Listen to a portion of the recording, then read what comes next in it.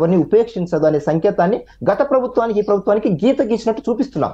స్వచ్ఛంగా కరెక్ట్ గా కనిపిస్తుంది, ట్రాన్స్పరెంట్ గా ఈ ప్రభుత్వంలో తప్పు చేసిన వాళ్ళని వదిలిపెట్టము, ఎవరైనా సరే స్వపక్షమైన విపక్షమైన అదొక సంకేతం ఇస్తూనే నెక్స్ట్ మీరు అన్న ఇప్పుడు సబ్జెక్ట్ లోకి వస్తే గత ప్రభుత్వంలో జరిగిన తప్పులకు మాట్లాడిన వ్యక్తుల గురించి మాట్లాడుకుంటూ వస్తే వాళ్ళు ఒకరే కాదు మేడం, గత ప్రభుత్వంలో మాట్లాడిన వాళ్ళు మీడియా ముందుకు వచ్చి ప్రతి సందర్భంలో విధానాల గురించి ప్రభుత్వ పాలసీల గురించి మాట్లాడకుండా కేవలం వ్యక్తుల గురించి మాట్లాడారా వాళ్ళు?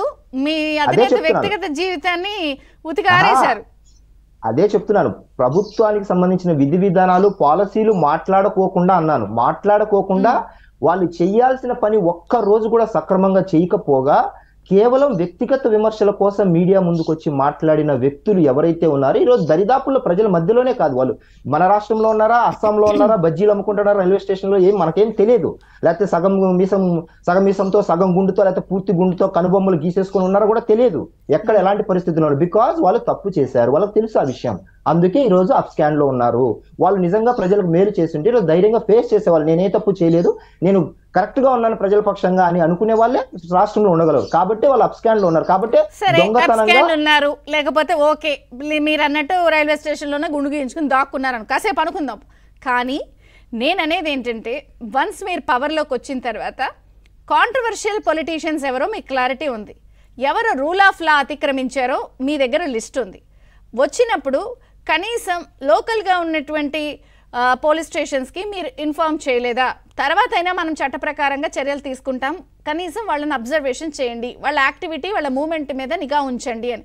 లుకౌట్ ఇచ్చేంత వరకు వచ్చారు అంటే దాన్ని ఎలా చూడాలి? అది డెఫినెట్గా కొంత ఫ్లా కనిపిస్తుంది కదా.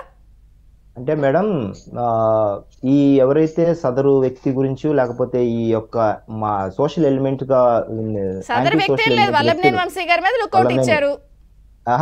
ఇంకా ఉన్నారు, ఇంకా చాలా మంది ఉన్నారు. అంటే ఏం చెప్తున్నానంటే వీళ్ళు 1 by 1 ఎలక్షన్ రిజల్ట్ వచ్చిన రోజు నుంచే ఎవరికి కనపడట్లేదు, పాయింట్ నెంబర్ 1. రెండోది ఏంటంటే చంద్రబాబు గారు ఒక్కొక్కటి స్టెప్ బై స్టెప్ అంటే ప్రతిదీ క్యాబినెట్ లో చర్చిస్తూ ముందు మనం రాష్ట్రాన్ని గాడిలో పెడుతూ అంటే ప్రజలకు కొన్ని సంకేతాలు అంటే మేము వైట్ పేపర్ రిలీజ్ చేస్తూనే మరో పక్క సంక్షేమానికి సంబంధించినవి డబ్బులు గ్యాదర్ చేస్తూ అలాగే అభివృద్ధి పదంలోకి పెట్టుబడులకు సంబంధించినవి అన్ని స్టెప్ బై స్టెప్ చేసుకుంటూ ఒక పక్క గత ప్రభుత్వం తప్పు చేసిన వ్యక్తులని ఒక్కొక్కరిని ఐడెంటిఫై చేసుకుంటూ ఉన్నారు. కాబట్టి అన్ని ఒకేసారి అంటే విదిన్ టైం కూడా మనం చాలా తక్కువ టైంలో ఉన్నాం, మనం 50 days మనం అధికారం లేకొచ్చి అని మాట్లాడుకుంటున్నాం కాబట్టి చాలా తక్కువ టైము అండ్ మనకు చాలా టైం ఉంది కూడా. అలాగే ఎవరిని వదిలిపెట్టమనే సంకేతాన్ని ఆల్రెడీ ఇచ్చాము, తప్పు చేసిన వాళ్ళని వదిలిపెట్టమనడం ఆ సెర్చ్ లో ఉంది. పోలీసు వాళ్ళు ఆల్రెడీ ఎవరెవరైతే గత ప్రభుత్వంలో రెడ్ బుక్ గురించి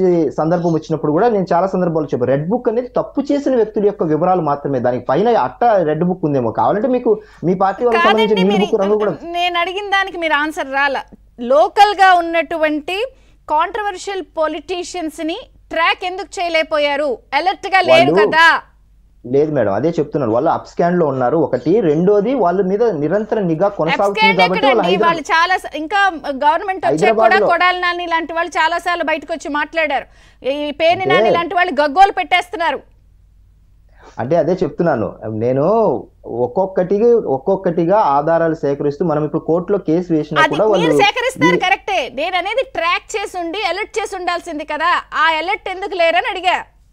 అంటే ఇప్పుడు నేను మీకు అదే చెప్తున్నాను, గత ప్రభుత్వంలో వాళ్ళు ఎక్కడెక్కడైతే తప్పులు చేశారో అధికారుల లెక్కలు దానికి సంబంధించిన వివరాలు మన కోర్టు ముందు ఛార్జ్ షీట్ వేసేటప్పుడు వాళ్ళని బయటికి రాకోకుండా చేయాలంటే మనకు సరైన ఆధారాలు ఉండాలి కదా, దానికి అధికారుల నుంచి టైం తీసుకుంటున్నారు అని చెప్పారనమాట. మంత్రివర్గంలో గత ప్రభుత్వం తప్పులు చేసిన వ్యక్తుల యొక్క వివరాలు అన్ని కూడా మనం తీసుకొని దెన్ వాళ్ళని ఒకే విధంగా అంటే మనము ఏదైతే వీళ్ళు బయటకు వచ్చే కేసులు గత ప్రభుత్వంలో కోర్టులో కూడా చెప్పినప్పుడు కూడా మీకు అసలు కేసు పెట్టేదన్నా వచ్చా, కనీసం దీనికి ఇంత హంగామా చేసి తీసుకొచ్చి వాళ్ళని ఇంత ఇబ్బంది పెట్టి ఆపరేషన్ అయిన వ్యక్తులు లేకపోతే లీగల్ గా ఇది బెయిల్ ఇచ్చే కేసులు కూడా ఇంత హంగామా తీసుకొచ్చి చేసిన సందర్భాలు గత ప్రభుత్వంలో చూసాం. కాబట్టి మనం పూర్తి స్థాయి ఆధారాలతో వాళ్ళను ఛార్జ్ షీట్ ఫైల్ చేసి చట్టం ముందు నిలబెట్టాలనేది మన ఈ ప్రభుత్వం యొక్క ట్రాక్ అలర్ట్. ఇవి ఇంటెలిజెన్స్ యాంగిల్, ఇంటెలిజెన్స్ అలర్ట్ చేయలేదా? పోనీ అదే చెప్తున్నాను మేడం, వాళ్ళ మీద జరుగుతున్న వివరాలకు సంబంధించినవి ప్రభుత్వం నుంచి ఉన్న వివరాలు అలాగే పోలీసులకు రెండు జత చేసి